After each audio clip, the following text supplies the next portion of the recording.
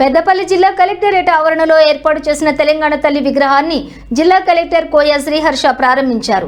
సబ్బండ వర్గాల ఆకాంక్షలకు, ప్రజల ఆత్మ గౌరవానికి స్ఫూర్తిగా ఈ విగ్రహం రూపుదిద్దుకుందని కలెక్టర్ తెలిపారు. డిసెంబర్ 9న రాష్ట్ర ఏర్పాటుపై ప్రకటన చేసిన చారిత్రాత్మక దినాన్ని స్మరించుకుంటూ ఈ యొక్క విగ్రహాన్ని ఏర్పాటు చేశామని అన్నారు. విగ్రహం కొడవలి, పొత్తం, జవలితోటి తెలంగాణ పోరాట స్ఫూర్తి, సంపదను సూచిస్తుందని తెలిపారు. పల్లె మహిళల సాంప్రదాయ వైభవాన్ని విగ్రహం ప్రతిబింబిస్తుందని పేర్కొన్నారు.